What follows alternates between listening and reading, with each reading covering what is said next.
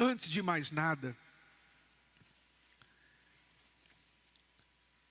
o testemunho do bispo Adilson não teria tanto valor se não fossem as testemunhas que passaram, que viveram os momentos, que estavam lá com ele, que vimos a situação que ele passou. E também os médicos, porque alguns podem dizer que nós somos suspeitos em falar. Então quem vai falar primeiro sobre o que aconteceu com o bispo Adilson são os médicos que trataram dele. Na madrugada, para quem não sabe, na madrugada da penúltima terça-feira, dia 10 de junho, para quarta-feira, dia 11, o bispo Adilson teve essa experiência. E então nós vamos ouvir dos médicos primeiro e depois dele e das testemunhas que ali estavam. Vamos acompanhar o relato dos médicos, por favor. Eu sou formado em medicina de emergência, né? Então eu trato muito disso, paciente grave. E agora no dia 10 de junho, na madrugada do dia 11 de junho, na quarta-feira, eu estava no meu plantão, nos locais que eu trabalho, que é na UPA Vila Maria, né? Por volta ali mais ou menos de meia-noite, meia-noite e meia. E foi quando a gente se deparou, né, de várias pessoas, enfim, levando, né, esse paciente, esse senhor, lá para a sala. E quando a gente já se deparou com o primeiro contato, todo paciente chega grave para a gente na sala de emergência, o primeiro que a gente tem que fazer, checar se ainda tem pulso, se o coração ainda está batendo, o paciente chega desacordado. E foi o que ele chegou, né? Chegou bastante grave, chegou bastante roxo, cianótico, essa palavra que a gente usa, tá bom? E de imediato a gente já checou o pulso. E quando a gente checou o pulso, a gente já viu que não tinha pulso, ou seja, o coração não estava batendo. Nessa hora a gente diagnosticou como sendo uma parada cardiorrespiratória, que a gente chama de PCR, e logo a gente já fez a primeira conduta, que seria o quê? Chocar o paciente, né? Chocamos ele, fizemos as massagens, as medidas, durou essa RCP, ou seja, essa ressuscitação cardiopulmonar, durou aí por mais cerca de 8 minutos de parada assistida, que a gente faz as medidas para tentar, né, com que esse coração volte a bater, ele volte a ter sinais de vida. E após 8 minutos, o coração dele voltou a bater e ele voltou a ter sinais de vida. Só para dar um detalhe, mesmo a gente fazendo a reanimação da melhor forma possível, chocando na hora certa, só 30% de tudo que a gente faz é o nosso fluxo sanguíneo normal. Então, assim, ainda a ressuscitação em si ainda é muito aquém do coração batendo normalmente. Deu para entender isso?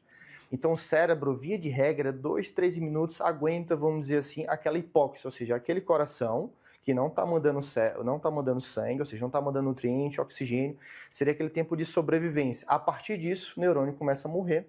E aí, a cada minuto que você passa, piora mais ainda, dificulta mais ainda, né? Esse cérebro retornar funcional. Então, esse paciente vai evoluir não ter uma lesão específica, tá? Mas ele pode evoluir com uma série de lesões, tá? Desde virar, como a gente diz, entre aspas aí, tá? Em estado vegetativo. Como assim? É um paciente que fica acamado, totalmente dependente, às vezes precisa usar tráqueo, evolui com mioclonias, que são convulsões, tá? São pacientes que têm piora da cognição, evolui com dor crônica, uma série de complicações. Além de que, 15 minutos, o risco é de, mesmo você aplicando tudo que a gente fez, de RCP, choque, massagem, adrenalina, não volte à vida. Tá?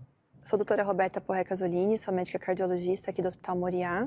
Quando a gente fala de morte súbita, a gente está falando de uma parada cardiorrespiratória, ou seja, por algum motivo, no caso do senhor Adilson foi uma parada cardíaca provocada por um infarto, né? Foi de causa cardíaca, por algum motivo o sangue deixa de circular para o restante do corpo. E aí algumas sequelas decorrentes dessa falta de oxigenação, falta de circulação, são esperadas. Esse era o nosso grande receio, na verdade. Ele ficar no estado de sobrevivência, né? De talvez respirar por ajuda de aparelhos, se alimentar por auxílio de sonda, não compreender o que estava acontecendo, não ter entendimento, não ter mais consciência. Enquanto ele teve por 2 dias em coma induzido, e a nossa preocupação foi uma proteção neurológica para ver como ele iria evoluir. Então, a expectativa é que alguma sequela aconteceria. E ele foi estubado no 2º dia, né? no mesmo dia ele já estava conversando, né, já estava falando, orientado. Aproximadamente 10% das pessoas que sofrem um evento semelhante ao que aconteceu com o senhor Adilson sobrevivem. Meu nome é Guilherme San Girardi, eu sou médico cardiologista e intervencionista, trabalho no Hospital Moriá. Eu fui acionado pela equipe da cardiologia do hospital, porque havia um paciente, o senhor Adilson, que havia sofrido uma parada cardíaca durante um jogo de futebol e fui solicitado a realização do cateterismo, porque a suspeita era que ele tinha tido essa parada cardíaca por um infarto agudo do miocárdio. Tá? A gente recebeu ele na sala de hemodinâmica no centro cirúrgico, num estado grave, entubado, sedado, com uso de algumas medicações para manter a pressão arterial, para evitar arritmias, e um estado grave de um paciente com um quadro agudo aí de um infarto. Tá? Então foi feito esse procedimento em caráter de emergência, apesar da gravidade do estado clínico dele, não havia outra possibilidade de tratamento. Então foi encaminhado para o setor de hemodinâmica, a gente fez o cateterismo, a gente conseguiu detectar que havia uma artéria totalmente ocluída, obstruída 100%, e essa artéria que foi a responsável pelo evento agudo, pelo infarto agudo do miocárdio, mas além dessa artéria, ele também tinha uma artéria com uma obstrução muito importante, com uma obstrução de 90%. Então, foi feita uma angioplastia, que é o tratamento dessas artérias, que a gente consegue, com o implante dos stents coronários, a gente conseguiu desobstruir esses 2 pontos, tá? Foram 3 stents, dois stents na principal artéria do coração, na qual havia 90% de entupimento, e depois a gente colocou esse terceiro stent na artéria que estava completamente obstruída. E durante o procedimento da angioplastia, ele teve uma outra, não foi uma parada cardíaca, mas ele teve uma outra arritmia durante a angioplastia. A gente teve que fazer uma cardioversão elétrica, que é dar um choque no coração, para restabelecer o ritmo normal dele. Então, ele teve vários eventos assim, não favoráveis, do início do quadro dele jogando futebol até a saída dele da angioplastia. Então, o caso dele não é um caso comum. Eu considero como um verdadeiro milagre. Então, o que aconteceu com ele não está no livro, não está na explicação, não está na medicina. A gente estuda, tem a nossa experiência diária, mas realmente, assim, situações que não têm explicação. E a gente tem que atribuir isso a um ser maior, a um ser superior que toma conta de todas as coisas, né? Então, o que aconteceu com ele, realmente, eu acredito particularmente que teve não foi só um dedinho, foi uma mão inteira de Deus ali, sabe? Realmente tem algumas coisas que você não consegue explicar. Não consegue.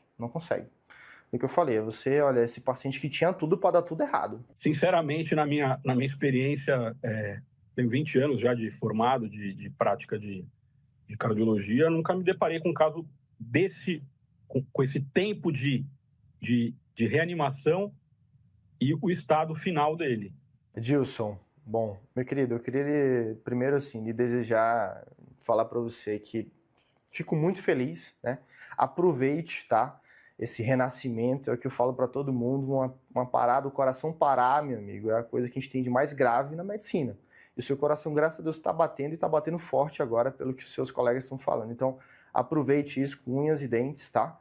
E seja uma pessoa feliz, tá? Sr. Adilson, o que eu tenho a dizer é que o nosso grande presente, né, de estar aqui todos os dias trabalhando, é ver situações como as do senhor, de voltar para casa bem, saudável, junto com seus familiares.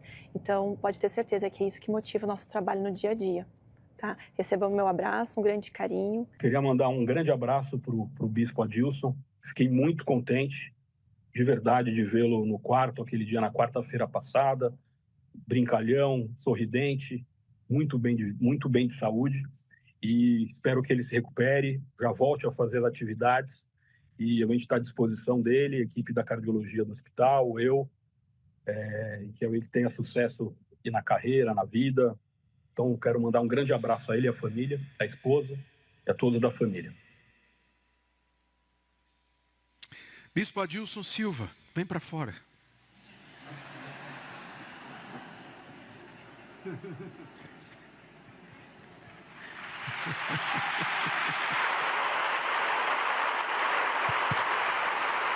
Bom dia. Amém. Todo mundo quer saber por onde a gente começa, né? O Bispo Jadson esteve lá também, porque eu estava particularmente dormindo já essa hora, e os meninos jogando futebol. Criança, sabe como é que é?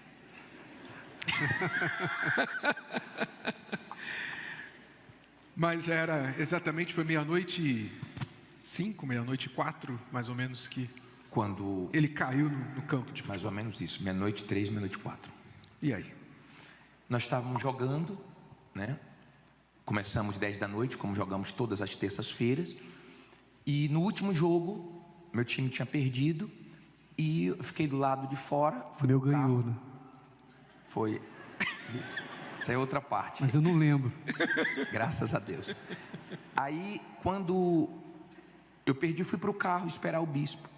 E no último minuto, geralmente jogamos até 00:00, mas deram mais 5 minutos. Quando deu 00:03, 00:04, o bispo Adilson caiu. E um pastor que estava perto chamou: o senhor está sentindo bem? Só que ele não tinha respostas. Aí correram para o carro e falaram: Bispo Adilson está passando mal. E eu corri.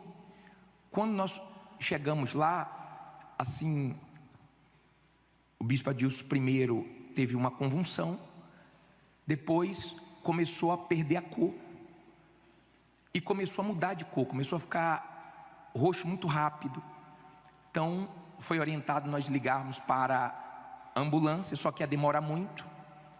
E nós não sabíamos onde tinha um hospital mais perto. E naquela agitação, nós falamos: vamos colocar no carro e vamos levar. Quando falamos vamos levar, colocar o carro aqui dentro do campo, uma pessoa que não é da igreja ouviu, e nós pegamos o carro e saímos.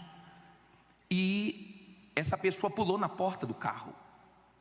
E tinha uma UPA perto do campo, que é nova lá.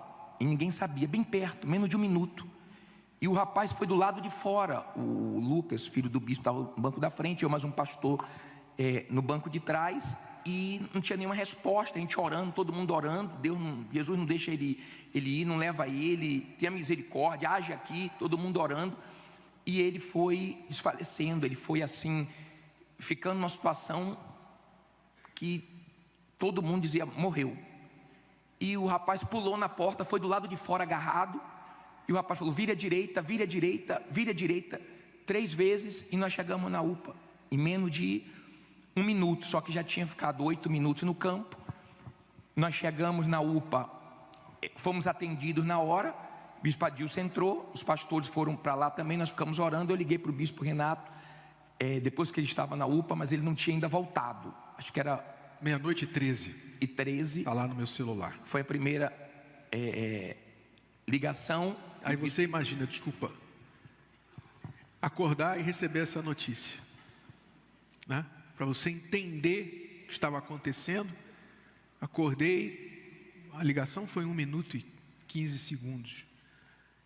Nós pulamos da cama, Cristiane e eu, e colocamos uma roupa. Na verdade, antes de colocar a roupa, nós levantamos as mãos para os céus. E eu só me lembro que eu dei um grito e falei: meu Deus, agora não. Não é justo.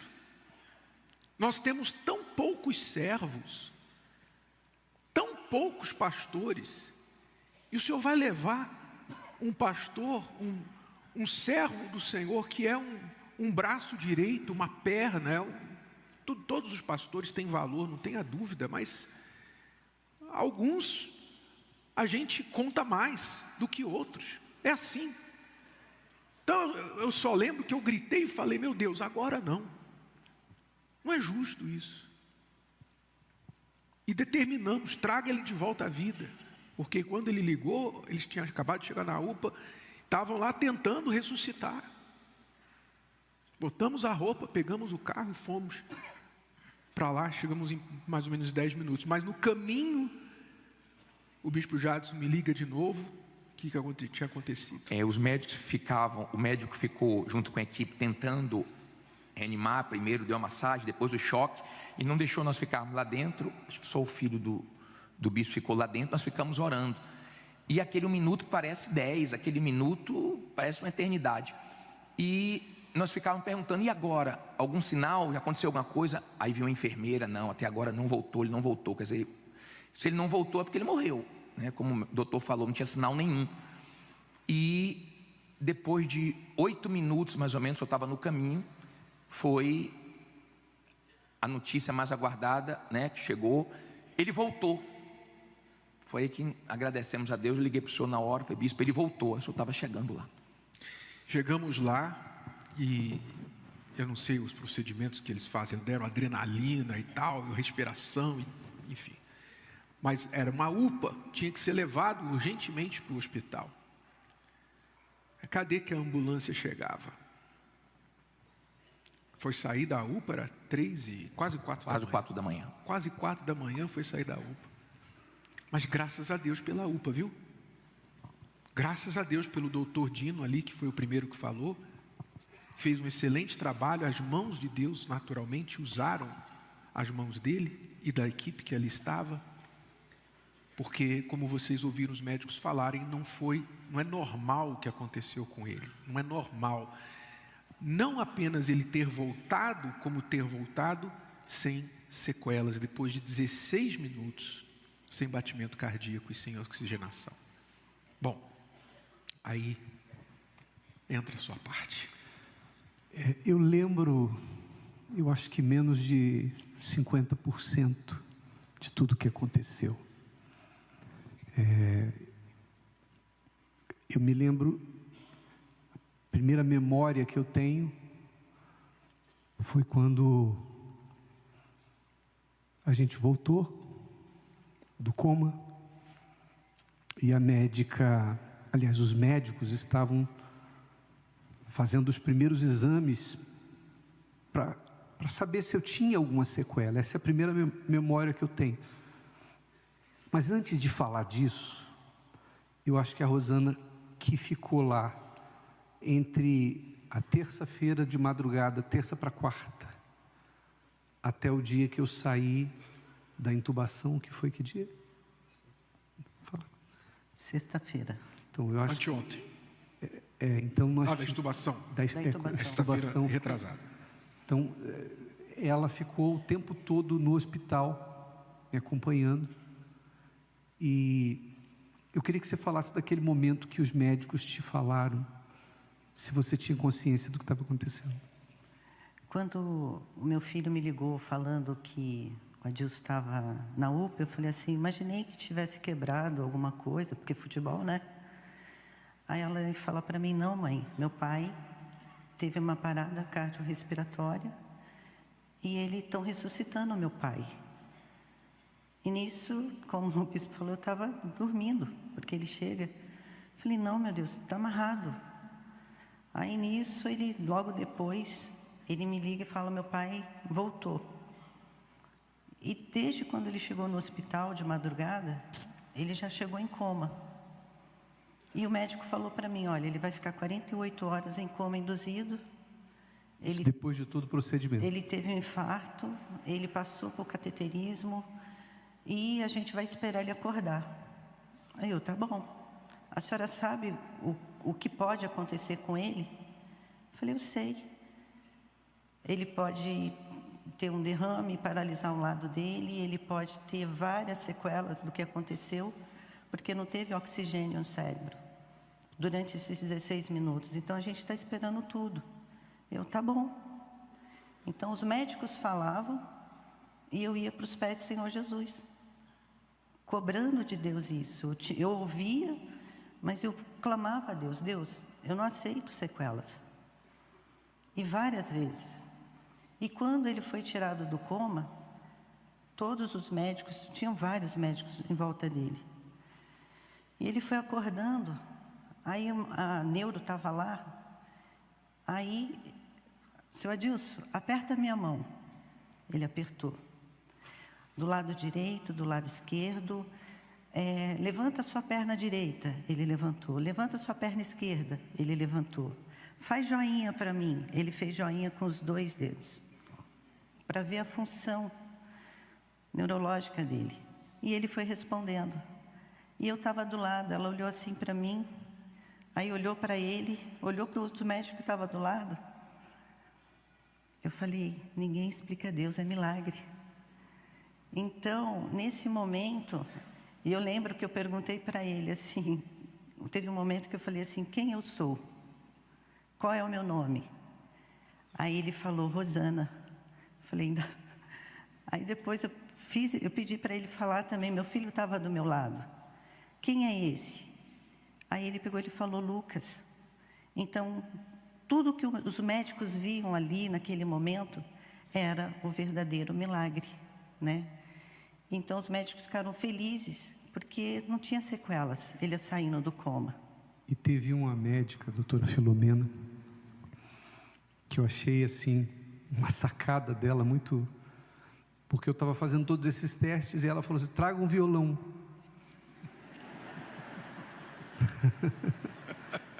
Realmente, eu acho que não tinha teste mais confiável, porque música é matemática, música é memória,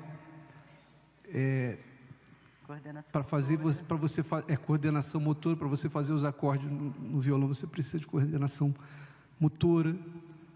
E aí chegou o violão. E eu lembro da gente cantar 2 canções, tocar 2 canções. Então ali foi como se tivesse ficado provado que não tinha nenhuma sequela. E assim, quando ele fez, a doutora falou, traz o violão, eu falei, não, ela está brincando comigo. Como que ele vai tocar? Ele ainda estava na UTI, cheio de aparelhos. Então foram tirando os aparelhos dele, olha, não precisa disso. E teve complicações nesse momento dentro da UTI. E quando ela falou, traz o violão, eu falei, tá bom. Ela insistiu tanto e trouxeram. Aí nisso, dei o violão para ele, tem ainda até vídeo e foto, mostrando esse momento, ele tocando e ele cantando. E não errou a letra da música, não perdeu o tempo da música, foi tudo assim, milagre. Fato é isso, milagre. O nosso Deus é esse Deus, né? Agora, se o senhor me permite, eu acho que todo mundo tem a curiosidade para saber onde eu fui. O que eu vi e o que eu ouvi nesses 16 minutos em que estive morto. E eu vou dizer para vocês, eu não vi nada. Nada. E se vi, não lembro. Porque se eu não tenho memória do futebol e de coisas que aconteceram depois, imagine do que aconteceu. Se vi, não lembro, mas se alguém esperar. Eu sei que tem gente que tem experiência semelhante e relata que viu anjos, demônios, o céu. Não vi. Mas o que eu queria falar para você, vou até pegar aqui o papel, porque as passagens bíblicas estão aqui. O que eu queria falar para você é o seguinte: o que eu vi, isso é o que eu vi. Mas eu não vi enquanto eu estive em coma. Eu vi, ou eu refleti, quando eu voltei do coma. Aliás, quando eu tive consciência, porque quando eu voltei do coma, tem muitas coisas que eu ainda não lembro. Eu sei porque me contam. Mas, dias antes disso tudo acontecer, eu e a Rosana firmamos um propósito de oração. Nós estávamos todos os dias, porque ela lê a Bíblia, eu leio a Bíblia, mas a gente firmou um propósito de lermos a Bíblia juntos. Eu e ela líamos as mesmas coisas e orávamos. Dias antes a gente começou esse propósito. Então, depois de tudo, quando eu já estava fora do coma, no quarto, eu comecei a refletir. E o Espírito Santo me trouxe essa palavra aqui, Tiago capítulo 4, versículo 14, que diz assim: digo-vos que não sabeis o que acontecerá amanhã. Porque que é a vossa vida? É um vapor que aparece por um pouco e depois se desvanece. Eu nunca vivi tanto isso. Porque eu não sabia o que ia acontecer naquela terça-feira. Eu não tinha problema cardíaco até onde eu sou. Pelo menos que eu saiba, eu não tinha. Que eu soubesse. Eu tenho alimentação regrada. Eu faço exercícios físicos, não é só o futebol, uma vez por semana. Eu não tomo refrigerante. Eu tenho... E quando você faz tudo isso, você pensa, não, eu estou cuidando de mim. Onde eu ia imaginar que na terça-feira iria acontecer o que aconteceu? Então a gente vê nessa passagem de Tiago a insignificância da vida humana. Insignificância no sentido de dizer, desculpa, não é insignificância, fragilidade. A fragilidade da vida humana. Nós somos como um vapor. A nossa vida é como um vapor que aparece por um pouco. Passou. E o que isso serve para você? Para mim serviu e serve para você. Se acontecer com você hoje, e aí? Porque Deus quis que eu voltasse. Eu não vi porta dourada, eu não vi anjo, mas eu tenho certeza, absoluta certeza, de que se eu não voltasse, eu estaria com Deus. Não pela minha justiça, embora a gente procure andar em justiça todos os dias praticando a palavra, mas porque antes da morte eu aceitei a salvação que Jesus me ofereceu. A pergunta é: você já aceitou? Ou você é aquela pessoa que, por exemplo, está aqui e diz assim: amanhã eu me batizo, depois eu abandono a amante, depois eu vou largar os vícios, uma hora eu me entrego, não, vai chegar a hora que eu vou me consertar, Deus, eu ainda vou me consertar. Será que vai dar tempo? Você não sabe. Ninguém sabe o dia de amanhã. E se você fica protelando, deixando para depois, entregar a sua vida ao Senhor Jesus, se batizar, se converter, não é se batizar para virar um religioso. O batismo, quando a gente se batiza, a gente está dizendo para Deus o seguinte: reconheço que sozinho não posso ser salvo. A minha justiça por si só não é suficiente. Então, eu aceito o que o Senhor pagou para mim. E a partir daí, você passa a viver uma vida em novidade de vida.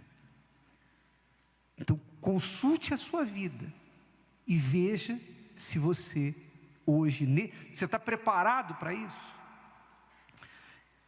E uma outra passagem, aliás, outras passagens que Deus falou muito comigo, porque tem um momento que você diz assim: por quê?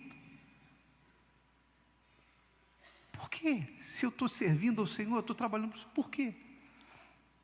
E aí eu abri a Bíblia em Isaías capítulo 45, versículo 9, e Deus me disse assim: ai daquele que contende com o seu Criador, o caco entre outros cacos de barro. Porventura dirá o barro ao que o formou: que fazes? Ou a tua obra não tens mãos? Ou seja, essa passagem mostra a arrogância humana. O ser humano que questiona a Deus, sabe, que chega para Deus e diz: o que o Senhor está fazendo? Por que isso? Por que aquilo? Nós somos um caco, cacos entre cacos. Amém, pessoal? E eu creio que a passagem dessas aqui mais conhecida, que é Romanos capítulo 8, versículo 28. E sabemos, veja bem, não está escrito sentimos, está escrito o quê? E sabemos, Deus trabalha com conhecimento, saber, você tem que ter conhecimento, não adianta você sentir, não está escrito e sentimos, mas e sabemos que todas as coisas contribuem juntamente para o bem daqueles que amam a Deus. Não de todos, mas daqueles. Se você ama a Deus, ainda que o que aconteceu não é bom, Deus vai transformar isso em bem. A dor não é boa, mas Deus transforma a dor em bem para você. Se você o ama, quem o ama? Todo mundo, que maravilha. Mas Jesus disse que aquele que o ama, obedece os mandamentos. Não adianta você levantar a mão e dizer que ama por sentimento, se você não tem usado a cabeça, não tem andado na presença de Deus. Então tudo coopera para o bem daqueles que amam, daqueles que são chamados segundo o seu propósito. Amém, gente? Então, eu gostaria de, antes de passar para o bispo Renato, havia pedido para ele, para fazer uma oração por você. Você pode se batizar nas águas hoje, não tem desculpa. Ah, eu não vim preparado. Os obreiros dão um jeito, os levitas dão um jeito. A gente faz qualquer coisa por uma alma, ainda mais arrumar uma roupa. E se hoje uma alma, uma única alma, for alcançada por isso que está acontecendo aqui, já valeu a pena. Amém, pessoal? Porque se não for para servir a Deus, também não teria motivo para a gente voltar. Fique de pé, por favor.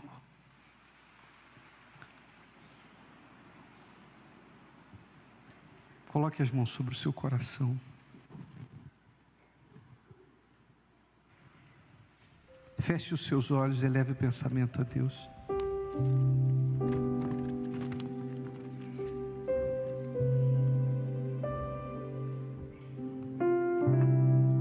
Quem disse que você precisa entender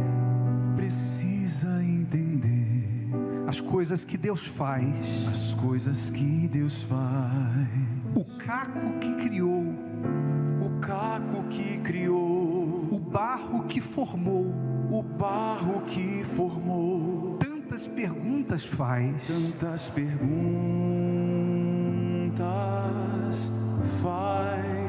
há coisas que você jamais vai entender, mas tem que confiar, que aquele que te fez, sabe tudo de você, e jamais irá falhar,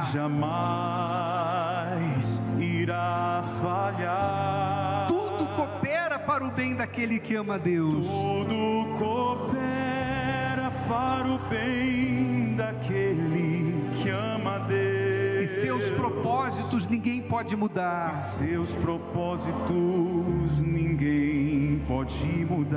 E mesmo se o que acontece não dá para entender,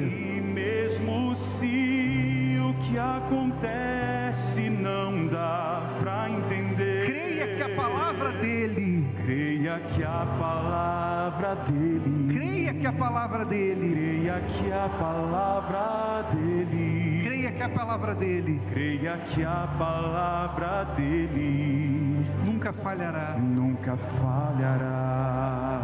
Oh, meu Deus e meu Pai, seja feita a tua vontade na nossa vida, aqui na terra, como ela é feita no céu. E sabemos, meu Pai, que se fizermos a tua vontade na terra, daremos continuidade no céu. Se partimos, é lucro. E se vivemos, é o Senhor Jesus, é Cristo. Então, meu Pai, que agora haja salvação nesse lugar. E onde quer que essa transmissão esteja chegando, meu Deus, onde há pessoas que estão perdidas, pessoas que estão vivendo a religiosidade em que falam uma coisa e vivem outra, pessoas, meu Pai, que têm sido enganadas pelo coração, que diz, não, está tudo bem, mas a pessoa sabe que não está, porque ela está vivendo na sujeira. Mas o coração, o mal trabalha com o coração, anestesiando, fazendo com que essa pessoa continue, meu Pai, achando que vai dar tempo. E se eu não estivesse na Tua presença, eu não teria tempo. Então, meu Pai, a lição que eu tenho é que eu sou caco, é que eu sou um barro, é que a minha vida é como um sopro, é como uma fumaça que passa. E se eu já te servi, eu quero fazer ainda mais. Eu quero que o Senhor, meu Pai, nos ajude, nos inspire, nos dê os pensamentos, raciocínios, palavras, para que nós possamos chegar à mente das pessoas, meu Pai, e fazê-las entender que ninguém vai ser salvo porque é bonzinho, mas só a salvação no Senhor Jesus. Aceita a vida desta pessoa que ora e se entrega, como também eu te peço, fortaleça essa pessoa, meu Pai, que está passando por uma situação e ela não consegue entender, ela está olhando para tudo e está dizendo, eu não entendo, mas a gente não precisa entender, a gente só precisa crer que tudo vai cooperar para o nosso bem. Minha amiga, meu amigo, clame pela sua salvação, fale com Deus agora. Se você estava vivendo no erro, tome uma decisão agora, volte-se para Deus, fale com Ele. Isso, fale com Deus aí agora, entregue a Ele toda a sua vida, o seu ser. Se você quer entregar a sua vida para Deus completamente, render o seu ser para o Senhor Jesus, então vem aqui diante do altar agora. Somente você que quer dar a sua vida totalmente para Ele, você quer deixar o pecado, você quer deixar a incredulidade, quer deixar essa maneira de viver, de pensar que depois você se conserta, um dia você vai mudar, um dia você vai deixar as coisas erradas. Não, esse dia é hoje. Se o dia é hoje para você, então vem aqui entregar para Ele a sua vida. Se o dia é agora, como diz a palavra, eis aqui, hoje é o dia da salvação, buscai o Senhor enquanto se pode achá-lo. Então, meu amigo, minha amiga, este acontecimento não foi apenas para você ouvir a notícia, mas foi para dar um aviso a você, a todos nós. Esse acontecimento é mais um alerta, é mais um aviso de Deus para você que tem ouvidos para ouvir. Se você tem ouvidos para ouvir, e quer entregar a sua vida, então vem agora à frente e entregue para Ele o seu ser. Arrependa-se de todo o seu passado, de tudo que você tem feito até aqui. Peça o perdão de Deus, conserte-se com Deus aí agora. Entregue a sua vida para Ele e Ele vai escrever o seu nome no livro da vida. Ele vai te dar paz, vai te dar certeza, confiança. Isso, a certeza da salvação. Ó meu Deus e meu Pai, em nome do Senhor Jesus, nós entregamos, meu Senhor, a nossa vida. Esta pessoa que entrega a vida dela, esta pessoa que se entrega, meu Pai, que estava talvez fria na fé, morna na fé, essa pessoa que estava brincando de igreja, brincando de fé, brincando de religião, presumindo que a sua vida, meu Deus, ela vai ter tempo para amanhã se consertar. Não, meu Pai, o Senhor está dizendo agora, é agora. A porta se fecha, a porta está prestes a se fechar. Receba o alerta de Deus. Ó, em nome do Senhor Jesus, Espírito Santo, meu Deus e meu Pai, abençoe Jesus agora. Abençoe, meu Deus, abençoe esta pessoa, abençoe, Espírito Santo, em nome do Senhor Jesus. Vem agora lavar o coração de todo erro, de toda falha, de todo pecado, de toda sujeira, incredulidade, toda confusão espiritual. Essa pessoa que vivia dividindo a sua fé entre tantos deuses deste mundo, meu Pai, mas ela quer confiar somente no Senhor Jesus Cristo, aquele que venceu a morte, o único que venceu a morte e permanece vivo para sempre. Ele também garante a nossa vitória. Aleluia, aleluia. Vem, Espírito Santo, agora receber a vida desta pessoa, meu Pai, que se entrega a Ti de todo o coração, em nome de Jesus. Isso, entregue para Ele a sua vida, entregue a Ele todo o seu ser. Busque o conserto com Deus.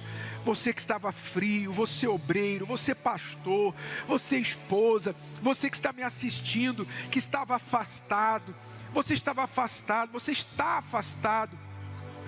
Você tem que decidir de uma vez por todas voltar para a presença de Deus, colocar para trás as diferenças, porque no céu nada disso vai contar. Na eternidade, essa mágoazinha que você ficou, essa picuinha que tirou você da igreja, meu amigo, minha amiga, não vai importar na eternidade, mas pode roubar a sua salvação, enquanto você não perdoa, enquanto você não deixa passar e perdoar. Então livre-se disso, resolva isso agora, resolva a sua vida com Deus, lave o seu coração, lave a sua alma agora, para que ela seja limpa, lavada, purificada e perdoada por Deus, e você receba a paz, a certeza da salvação, em nome do Senhor Jesus.